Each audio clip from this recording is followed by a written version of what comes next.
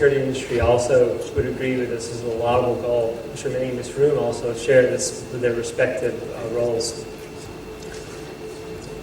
My job on the team has been to break the feature in any way possible that I can, so that the architects, the implementers, the designers, the whole team can produce a better secure product in the end. This is the first publication of this presentation outside of Microsoft. I've been giving it within Microsoft for about a year now in various versions. This is the first time in the world that Microsoft is publicizing this information. And I'm sure that many in the audience, especially when the slides hit the internet, will be very surprised at the candid nature of the discussion of these threats. But I think the transparency is really important. So it's important for three reasons to me. First off, the threats discussed within this presentation are not secrets. They may be secrets to some of our customers. They may be secrets to some of the professionals in the security industry. I'm sure that some of you sitting here will know about some of these threats against the platform in general. But I know one thing for sure, that our adversaries of the customers are well aware of these attack vectors. So this makes my third point very important, is that I feel and Microsoft feels that our customers also have to understand these threats so they can make the right decisions about the configuration of the product and how they use it so that it meets their data protection needs. The presentation outline is like this. I'll give a very brief introduction to the feature. This isn't a marketing presentation. I'm not here to sell you a new feature. I'm here to discuss the threats and configuration options available to it. So that will be very brief, just so that you understand enough that the threats are meaningful to you. Even if you're not interested in BitLocker or Vista in general, I think you'll find many of the threats against the platform interesting. I mean, a lot of the threats you'll see have to do with the device itself and not necessarily the OS. I'll also go into very focused technical highlights, just so, again, that you understand the threats a little bit more in the context. I'll discuss very briefly some of the pen testing process. I removed most of this from my presentation because yesterday my colleagues talked a lot about that. So today, especially given the time that we have, it's the core of the talk is going to be focused on the top threats, which I think most of you will find more interesting. I split the threats into two sections. The first section is in the feature in its basic mode. This is the mode I think that most customers will be using. The second section of threats are in BitLocker advanced modes. So at its core, BitLocker drive encryption is all about data confidentiality. It encrypts the entire OS volume. So not just a folder or file or even a loadable image. It's the entire OS volume. The page file, the hibernation file, temp files, free space, the registry, everything, the kernel, applications, and user data. Just everything on the volume is encrypted. The byproduct of encrypting the entire OS volume is that you get secure decommissioning for free. Well, not actually for free, but it's very easy to decommission a hard disk because you simply throw away the keys to the hard disk and the data is inaccessible. The second core element of BitLocker is the system integrity element. And this is very new for platforms and OSs in general. We cryptographically validate the entire pre-OS load elements. So, and I'll go into this more deeply in a moment. The core threat model that we use, the threat scenario that we use, is a lost or stolen laptop. This is where you leave it in the back of a taxi or get stolen from your hotel room or something akin to this. It's not the only threat model that we use, but this is our primary one. And BitLocker also comes with multiple levels of protection through its basic and advanced modes. I always like to come back to this slide because as a penetration engineer, as a paranoid person, I always like to focus on the security elements of a product. But when you consider security management in general, you always have to remember the three elements of a whole solution. And that also, along with security, it also has factored into it the usability of the product and also its affordability. This is a slide captured from Jesper Johannesson.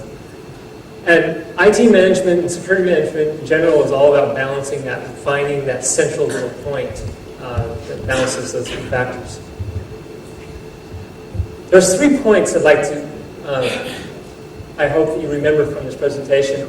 The first one is that BitLocker in its basic mode provides a higher level of protection with no additional security burden. I'll get into why this is so significant as we move through the presentation. But the point here is, that you see, as I discussed the feature level, is that an enterprise can turn on disk encryption across its domain, and the end users are not going to have to do anything different. There's not going to be a dongle to be used. There's not going to be an additional PIN or password in its basic mode. This is significant because a lot of times very good security products simply aren't used because the end user cost is too high. The second point that I hope you take away from this is that as you'll see, there's a range of configuration options. There's the basic mode, which gives you a really high level of ease of use. But there's also advanced modes that mitigate some of the threats against the basic mode. And the third point is that BitLocker has significant security dependencies on the hardware device itself. So you need to make sure that if you deploy BitLocker, that you're doing it on platforms that meet Windows logo requirements. One of the key elements of BitLocker is its use of a trusted platform module. You can think of this as a chip that's very similar to a smart card. If you understand the security attributes of a smart card, then you understand a TPM for the most part. I think my audio just went out. Can you add my audio? Because I don't think I can shout that loud. Can you hear me again? Yes. The other thing about the trusted platform module is that it's fastened onto the motherboard. So it's not something that you plug into the machine to the USB port. It's not something that you put into as a PC card or anything like that. It's fastened onto the motherboard, soldered onto the backplate. It uses platform configuration registers, and I'll get into what these are in a moment. TPMs can have temper resistance, temper reaction, and temper evidence features. There are many OEMs that produce TPMs. Some of these have a long history in smart cards. So you'll see some of the same attributes. Like, for instance, a TPM vendor may implement self-destruction, for instance, under some circumstances. All of this is, the TPM is all designed and spec'd out under the Trusted Computing Group's specification. This is all available on the World Wide Web. You also can use BitLocker without a TPM. You can use it with a dongle. But again, this now it requires you to carry something around and keep separate from your hard disk. Its basic mode uses only the TPM. As I said earlier, there's no additional PIN, password, dongle to carry around. It just uses the TPM and its cryptographic validation of the pre-OS components. The advanced modes are a PIN, so it combines the TPM capabilities along with the PIN capabilities, a USB dongle, and as I mentioned just a moment ago, just the USB dongle with TPM. One of the conceptual elements that we build within BitLocker is what we call a trusted computing base. And this is something that we didn't come up with. This is a standard within the industry. And here's the InfoSec glossary definition of what it is. But how BitLocker uses this is to develop a trusted identification of all the code and data that's loaded during boot. With this trusted computing base, it allows the OS to have a foundation that we can build upon. So OS code integrity can be built upon this, and then, for example, 64-bit platforms, digital signatures for kernel mode software. So let's go through what a trusted computing base validation is all about. Here you see the PC elements that comprise the pre-OS environment. Here we have the BIOS, the MBR, the master boot record, boot sector on the booting partition. and the boot manager. Now, for Vista, NT loader has been divided up into two pieces, the boot manager and then WinLoad. If you ever have multiple OSs that are on one system and you get to a menu in Vista, you're running boot manager. So that's where you are there. So the first thing that happens on the system when it is started is that control is passed to the BIOS. The BIOS then takes a measurement from its core root pressure measurement, and I'll talk about this in a moment, and puts it into one of the PCRs. Here are the PCRs here. TVMs can have more than 4, but just for this presentation, the example just has 4. But there are many, depending upon OEM's specification. That's the first thing that happens. The next thing that happens is the BIOS takes a measurement of the next component in the pre-OS chain, puts it into a PCR, and then passes control to the next component. This is repeated across the pre-OS boot chain. As you see, the next step is, again, the MBR is going to take a measurement of the boot sector, put it into a PCR, pass control to it. The boot sector takes the measurement of the boot manager, puts it into PCR, and passes control to it. At this point, everything is run and all the data that's been consumed has been measured and ends up as a hash into one of these PCRs. These PCRs can be thought of as a one-rate hash register. On system init, they all are 0. Each successive extension of the hash into a PCR, the TPM will take the current value, the input hash that's given to the instruction, and hash it into the PCR. So you can think of these PCR registers as only one way across a system init cycle. At this point, the boot manager is going to attempt to unlock the OS volume. See the OS volume here. Oops. Well, you got it.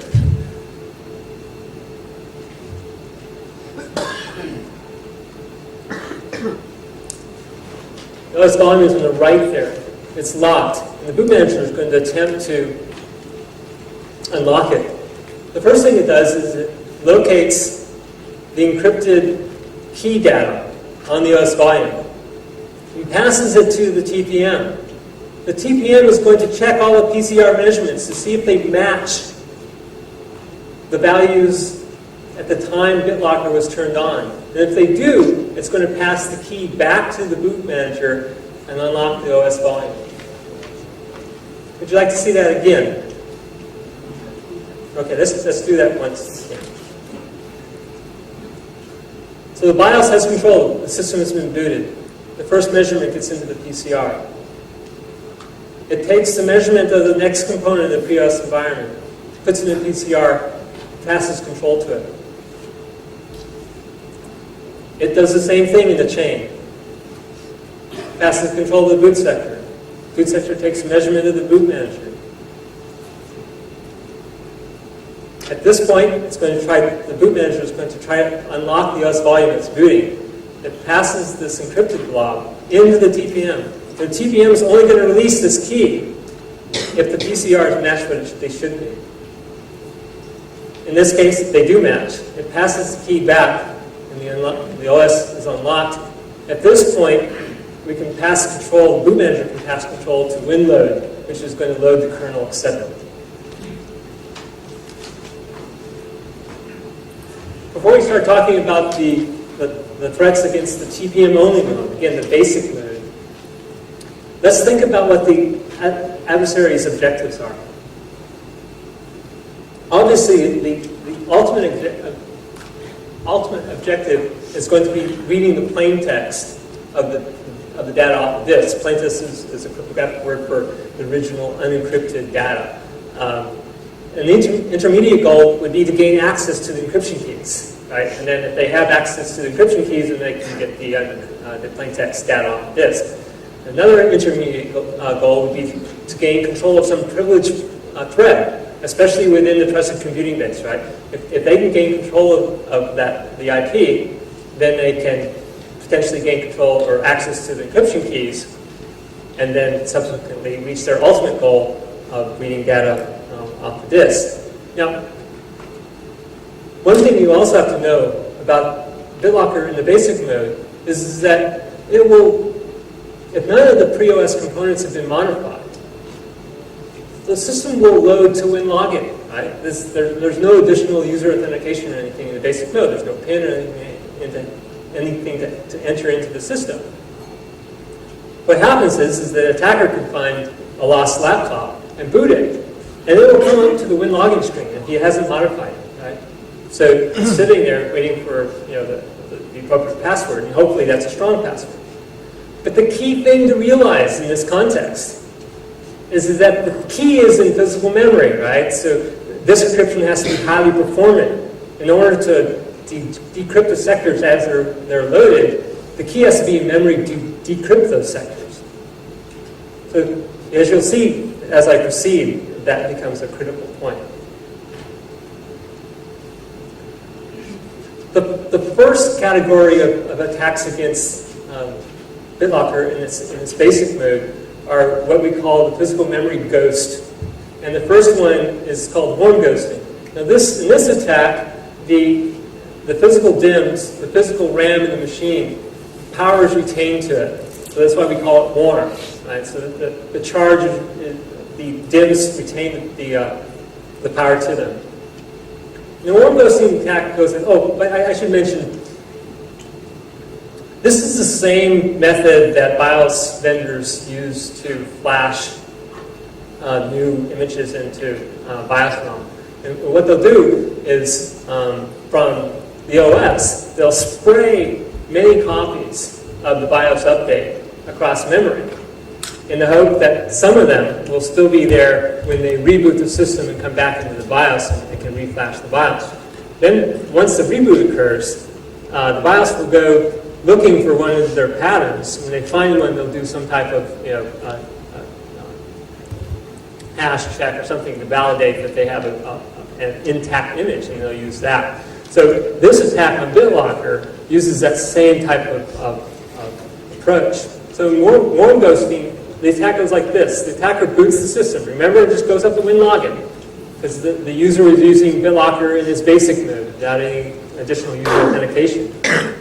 He then reboots, soft reboots. So the system retains, all the devices in the system retain their power, and loads some OS. Now, we've done this with maybe 10, 20 lines of instructions. And the idea here is that your attack, quote, OS, is just small so that you preserve the image of physical memory. If your attack OS is huge, you're going to obliterate a lot of the physical image.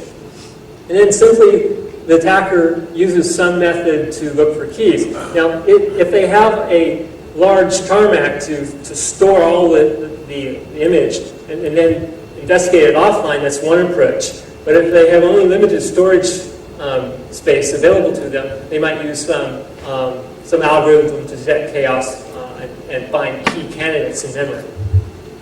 The mitigations here are to use systems that have BIOS that clear memory on reboot. So many systems today do this anyway. So they interpret all soft resets of the system as hard resets in white memory. But be sure if you use BitLocker in its basic mode that you're getting a BIOS that meets BitLocker requirements, because one of them is that cleared memory. And of course, if you use BitLocker in advanced modes, then the attacker is never going to be able to get the key into the memory because he doesn't have the PIN or the USB dongle, right? So the advanced modes completely mitigate this attack. Another variation of the memory ghost is what we call the cold version. This is where the DIMMs don't necessarily retain their charge.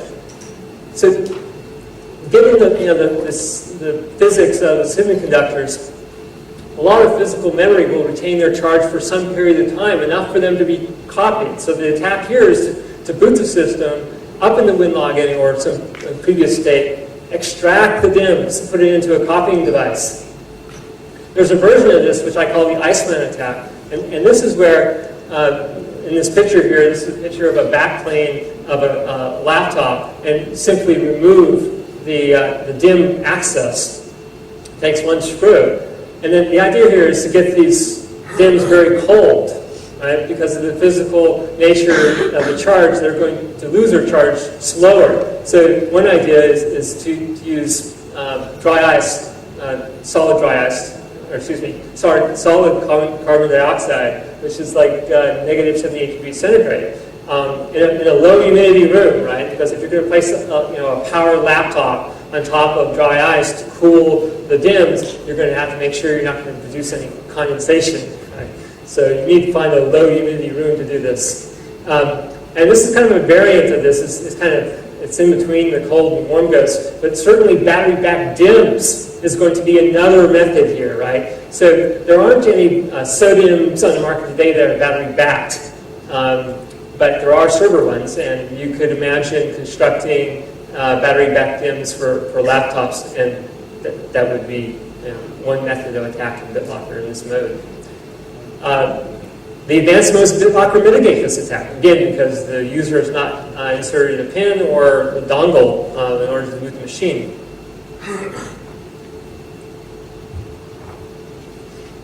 There's another category I call the cheap, easy, distributable hardware attacks.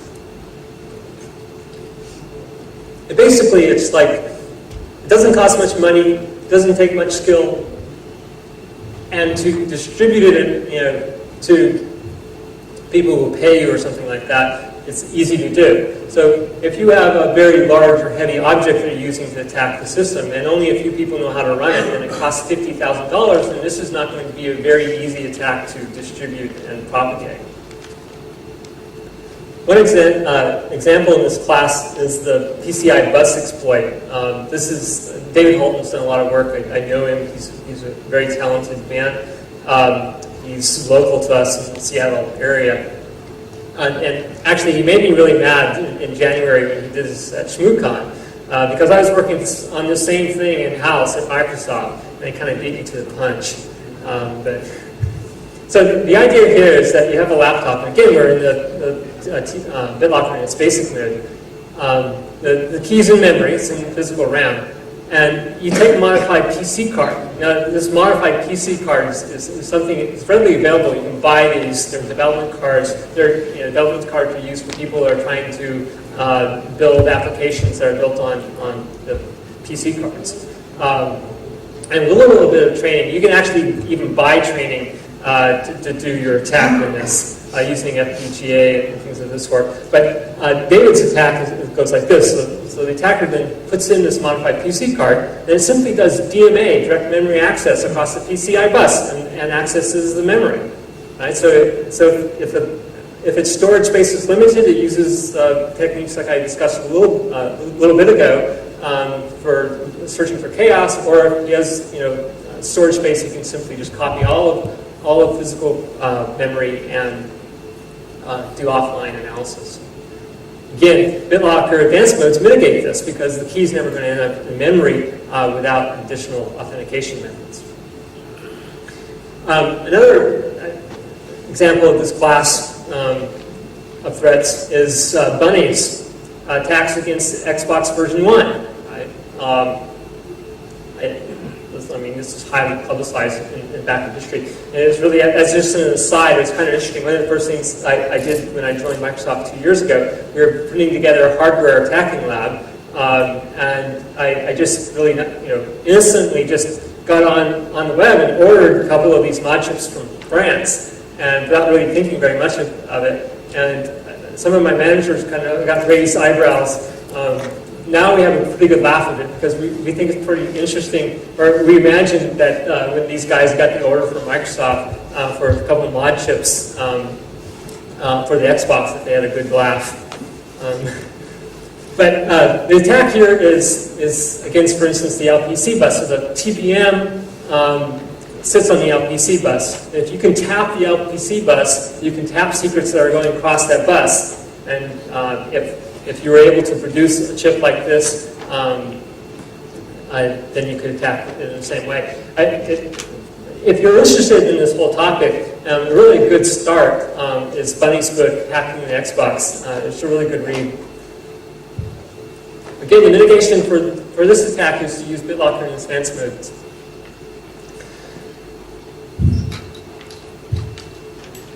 So we talked a little bit about the Trusted Computing Base, the TCB.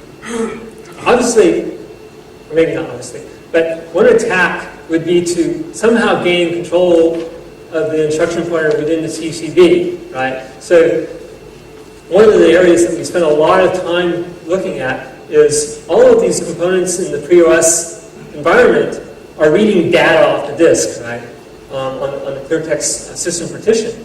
And the boot manager, WinLoad, etc., have never been on the front line of security perimeter before. You know, it's not the standard penetration avenue, right, for penetrating into a system. They're not a network-facing interface. So these components we had to look at very closely. We did a lot of fuzzing, a lot of analysis on to make sure that the data that they were getting off the disk, which is essentially untrusted, right, that there's no cryptographic validation or anything like that, that they parse and manipulate that data, assuming that it's malicious. The mitigations in this area have been this security SDL, the security development lifecycle, which my colleagues talked about yesterday, and the advanced modes again. I mentioned in the graphical representation of the pre-OS component this core root refresh management. So one of the most important things of this core root refresh is that it gets the chain going. It starts the process. If you can't trust it, then you can't trust the rest of the chain. So, and there's this necessary element that is immutable, and this basically means it's either in ROM and can't be, reflashed, or the BIOS has a secure upgrade mechanism, so that just nothing can come into the BIOS. So it's very important to mitigate these attacks that the BIOS meets BitLocker requirements. Here's a list of some ways of attacking the TCB. Ciphertext manipulation threats. This is an area where the attacker can manipulate the ciphertext on the disk and achieve some desired effect in the plain text. Given the atomic nature of reads and writes to a sector, there's no room for us to add some type of authentication check on the encryption, right? So, it's 512 bytes to start with. We encrypt it. It's 512 bytes in the end. The AES, CBC mode. So the idea here, I have a graphic here that will show this. I should mention, along with AES CBC, the default of BitLocker is to use AES CBC plus the diffuser. The diffuser is a diffusion algorithm that changes one bit, that propagates one bit of change in the ciphertext throughout the sector. And I'll describe this graphically in a moment. The diffuser algorithm, also known as Elephant, was developed by Niels Ferguson, who is a cryptographer on our team. And he just published the algorithm at Crypto 2006, so if you want information about that, it's on the web. So to understand the diffuser, let's look at encryption without the diffuser. So here we have a portion of a sector in plain text. The encrypted data is randomized. And then you decrypt with AES CBC and you get the data back, basically. So let's say the attacker flips a single bit. It used to be F8, he turns it into F9. Now see what happens if we didn't have the diffuser. So again, it's basic default mode. We're using AES CBC plus the diffuser. Notice what happens in the decrypt section. Only one AES block is randomized, right? And then, more significantly, there's no delta in the plain text here. This could be used, and this is admittedly very hard to do because you don't know where certain things are on a randomized disk, right? It could be anywhere. But let's just say, just hypothetically, that this bit here controlled, for instance, the firewall or controlled, some security mechanism of the OS. Well, if the attacker could just flip that one bit in the registry, let's say, then they would, could achieve some desired effect upon the security posture of the system. Let's see what happens with HITBSec plus the diffuser. So again, the attacker modifies this one little bit. We changed it from 58 to 59. Now we decrypt. And notice how the entire sector now is that one change propagates across the entire sector.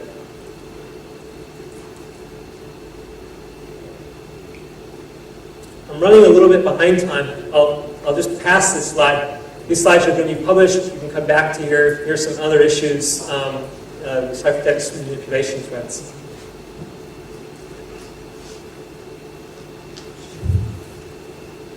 Let me underline this transition. So we just discussed a lot of threats against BitLocker in the TPM-only mode. That's the mode that the user doesn't have to put in a pin or USB dongle. In this second section, we're going to be discussing threats against BitLocker in its advanced modes.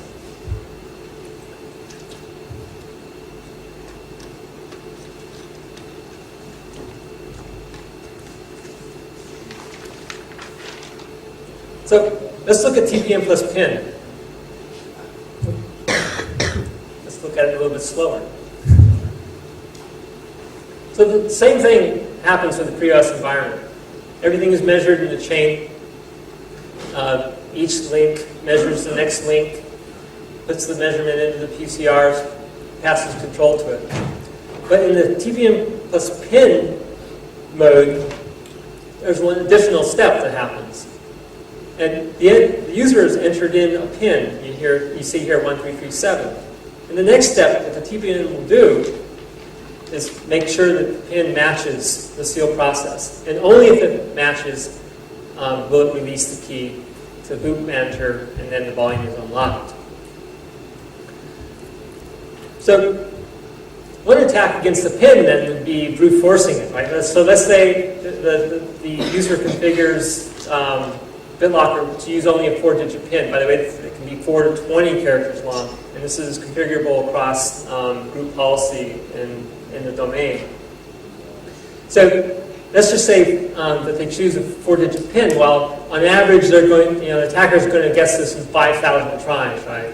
And if the lockout or the timing was linear in some way, well, then this would be an obvious attack point. TPMs, though, come with anti-hammering. And the basic concept of anti-hammering in TPM is the geometric progression of failures geometric progression of failures. So let's say the first failure, the lockout period is 10 seconds. The second might be 100 seconds, and the third might be 1,000 seconds, and so on. So you get the geometric progression, which makes the brute force, even on a 4-digit PIN, much more difficult and time-consuming. Not more difficult, but more time-consuming. Another threat against the PIN is keyword analysis. So the reason why BitLocker doesn't use full keyboard is localization problems across all of the keyboards. So for V1, we limited it to function keys. For many keyboards, the numerics can also be used. The problem with this is that the function keys aren't often used. So an intelligent attacker might look at the function keys and do analysis on their where to try to determine which digits are used in the PIN. As an aside, about a year ago, I used this method to get into a building I had legal access to. I was locked out. I went around the side, and there was a keypad, 10-digit keypad. Well, one thing that I noticed very quickly about the keypad was that only 4 of the keys were shiny. The rest were dusty and dirty. Well, it doesn't take too much intelligence to realize that perhaps those 4 keys are the keys used in the PIN to unlock the door. And to my surprise and glee, those 4 keys numerically increasing were the actual PIN. I got into the door the first try. So, The mitigations here are to use longer pins, more diverse ones. And this, again, can be controlled through group policy. And also, I think I mentioned this, the numeric keys can be used in many keyboards. That would effectively mitigate this because the numeric keys are used a lot. Boot rootkits. This slide really is to clear up some confusion. So, BitLocker does a really good job of detecting rootkits installed offline. By offline, I mean someone has access to your machine, manipulates the image on the disk, and then you get it back. BitLocker will detect that very well. BitLocker also will detect modifications to the pre-OS environment that come through the OS. As long as the rootkit, which is on a high-privileged thread, doesn't know about BitLocker. As soon as this rootkit is cognizant of BitLocker, and if the attack requires access to a high-privileged thread in the kernel and such, then it simply can manipulate BitLocker. Right? It can turn BitLocker off. Right? It can write the secrets to disk. Right? So,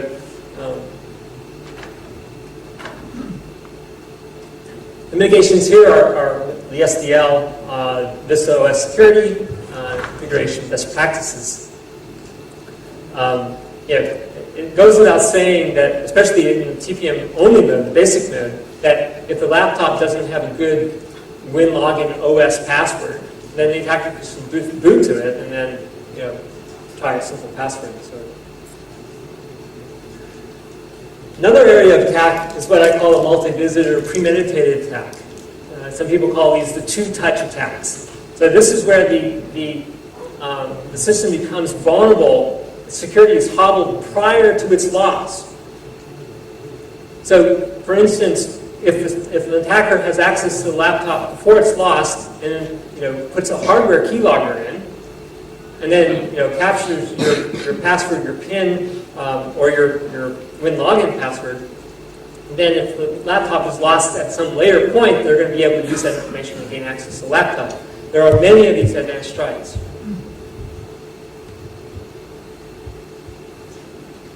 Again, it's best practices, for instance, right? Anything that would keep multi-visit access to a laptop through best practices would be an effective mitigation against this. I'm running a little bit behind time. This is another slide that pretty much says everything by itself. You can access this online once the presentation slides are. This basically talks about cryptographic issues. And some of the stuff that we looked at. Oh, I should mention here too that BitLocker's had extensive internal review, obviously. I mean, I work with a small team of people. We've also engaged with several external security vendors, some of which are here at this Hacknet box. And also, we're going through FIPS and common criteria. The external engagements are continuing too. This is an ongoing process. This is just V1 BitLocker. We're already working on V2. Another area of attack is what I call lost while unlocked. And this is where, and this is common. We already live with this today, right? So if you authenticate to your system today and then walk away, and someone comes along, they can log in, or not even log in, they can start using their system as you, right? They don't have to authenticate. Same way with many products, security products, if the user has authenticated at some point in the past, and then they lose the system, well, then that authentication is not needed. So the attack, or the scenario here is that the BitLocker user is using it in, let's say, the USB mode. They boot the system by putting their USB key into the port, boot up, log in and stuff like that, put the dongle into their pocket, and then walk away or something like that, and then someone steals it. Now, I also call these attacks one-chance attacks, because if the attacker doesn't know about BitLocker, doesn't know how that they have one chance, and they power the system down, and you remove the battery or something like that, then they've lost that opportunity, because now when they try to boot, they're not going to have the dongle anymore. So what happens if a system is lost while it's unlocked, then it becomes vulnerable to the same attacks that we saw in BitLocker's basic mode. The physical memory attacks, the cheap and easy distributable attacks. One thing to note here too is that one way of reducing the chance that your system is lost while it's unlocked is to make sure that you hibernate, right? So if you're, and this can be controlled through group policy. But by the way, I should mention that the hibernation file with BitLocker is encrypted, right? This is great, right? Because that's an easy way for information disclosure is through the hibernation file. Page file also, right? What's great about BitLocker is that all that stuff is encrypted. This is a slide from, this is my drawing, because I didn't get permission to actually use the photograph from Peter. It's not even Peter's slide or photograph. And this is starting to get to be really hard. This is a very expensive, very difficult attack. But I included here just for thoroughness and completeness. But Peter Gutman, I'm not sure if you are familiar with him. He wrote a really good paper in like 94, 95 concerning data remnants on hard disks. And so he's often quoted with like, well, how many times should I wipe a hard disk to make sure that no one ever can read the residual charge on the hard disk? And I think that his famous number was 27 or 35, something like that. He says nowadays the data remnants on hard disk is kind of a thing that passed because of densities and such. But in 2001 he wrote another paper discussing data remnants in semiconductors, in RAM, physical RAM, as an example. And here you see what happened. The two gray boxes are magnified cells on a physical RAM. What happens is when these cells retain their same charge over a long period of time, you start to get atom migration to certain areas. See these little black dots here forming a hillock are an example of that. And here's what Peter calls a whisker. Well, over time, when this physical RAM the cells have the same value, you start to be able to detect these charges long after the DIMMs power has been removed. So Peter's been able to do this with just the plain OEM port, so he hasn't modified the DIMM whatsoever through experiments. He also can do this with mechanical probing. This is where he puts the DIMM into an acid bath and exposes internals of the DIMMs there. And of course, there's the focused ion beams also. You can read all about this in his paper that's listed at the bottom here. It's a really interesting read. He's a really talented man. A couple of points about pen testing BitLocker. I mentioned this already. The BitLocker penetration team, there's 3 people on it. I'm just one of them. We collaborate a lot with Microsoft's SWI team. That's the Secure Windows Initiative. That's my colleagues yesterday are from the SWI team. I mentioned that we had several engagements with external security vendors. A lot of work with many partners and engagements with security researchers like David Holton, David Maynard. I'm not going to go down this whole list point by point. One thing I do want to mention here is the large feature that BitLocker is, right? Because our target evaluation, the thing that we had to validate, starts from the BIOS, starts from the hardware, goes through the pre-OS, through the kernel, through the administrative applications, up into Active Directory and into the cloud with Digital Locker. So we had extensive analysis to do. Here are some of the things that we use for doing So one of the things I should mention about penetration testing is that along with doing active penetration tests, there's a lot of analysis that has to be done, right? Because you have to be able to intuit where the weak points are and focus your energies there.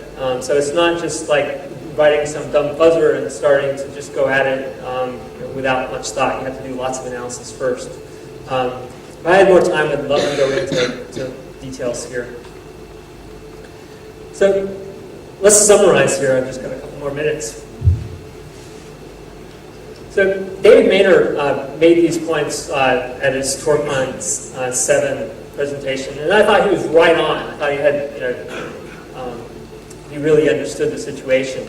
And these 4 points are adapted from his presentation. But basically what he's saying is that the security perimeter is moving to the device.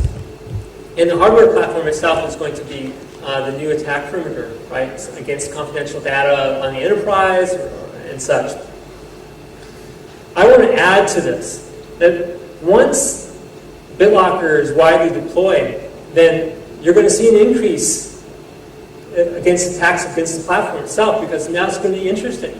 So in the past, if you wanted to mount an NTFS, OS partition, it was simply you flip in a CD, deobfuscate the syskey, and become administrator, or even simply just access all the plain text sectors on the disk. It wasn't interesting to start thinking about some of the attacks that I presented here. But once BitLocker comes into the situation, then you're going to have increased interest against the hardware. So I'd like to just repeat the key points that I wanted to make in this presentation. I think the first one is very important, right? Because an IT administrator can, across his domain, turn on BitLocker, and the end users aren't going to know anything else. They're not going to know the difference, right? They're going to just go on doing what they do on a day-to-day basis. But if that laptop gets lost or stolen, then gaining access to the confidential data is going to be very difficult. This is significant, right? Because some enterprises just aren't going to deploy pins or USBs just because they're too expensive to manage. The second point is that BitLocker comes with a range of options, and depending upon your environment and your needs, you can choose which level of protection that you need. And don't forget, BitLocker has hardware platform dependencies, so you need to make sure that the device gets the design for Windows logo. Here's a list of some sources. I'm not giving you my email address, but you can get to me, though, at BDE.info, that second. Whoops. You can get to me here. I'm on this mailing list. My team is on this mailing list. Our management's on, everyone's on the team is on that list. So far, answers have been within hours, if you're in the right time zone. And so if you have any questions on this talk, feel free to email them to that email address. Here are some other sources of information. So thank you for attending. Do you have any questions? Is there any key escrow techniques built into BitLocker? Yes. So if this had been a BitLocker is a fantastic feature marketing presentation, then the key management story for BitLocker would have been across 10 slides or so. There's extensive key management, recovery modes, Active Directory, backup, escrow, all sorts of these things. BitLocker also comes with extensive scriptable interfaces for IT management, so you can manipulate and control BitLocker in any which way. And then you get him, I'll come back to you for a second question. Yes? Can we use fingerprint readers to supply the bit? I don't know. Yes and no. So I know that some USB manufacturers are coming out with dongles that support BitLocker, and these are secure dongles. I don't know the actual. Laptops have a fingerprint reader on there. So for V1, we wanted to get the basic features in solid. We have lots of plans and ideas for V2, and you don't need very much imagination to see where we're going with different types of multi-factor authentication in the pre-OS environment. One of the issues is making sure that we have the right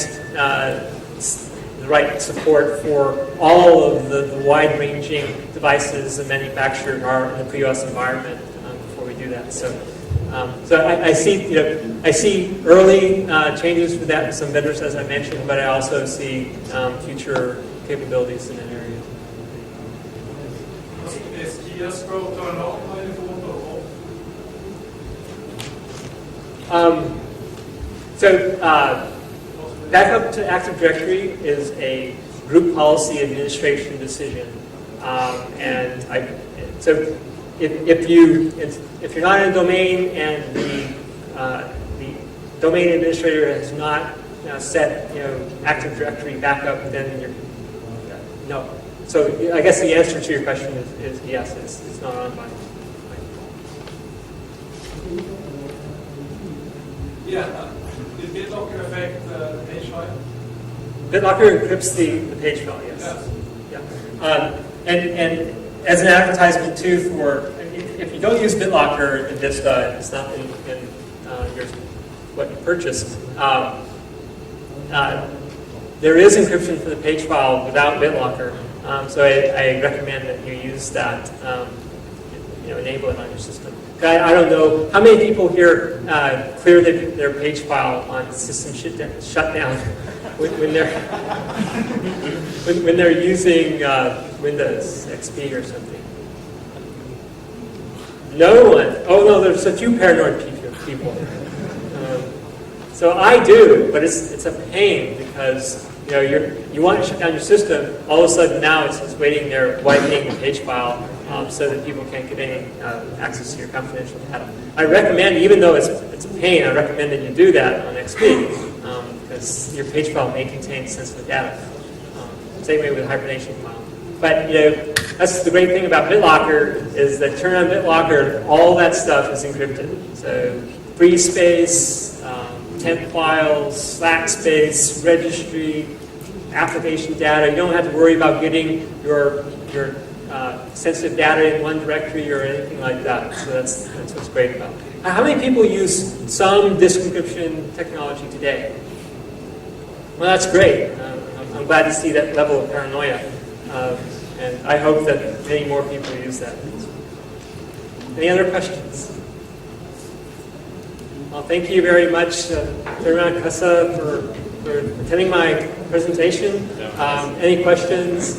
You can email me on that distribution list. Thank you very much for attending. Thank you, Dr.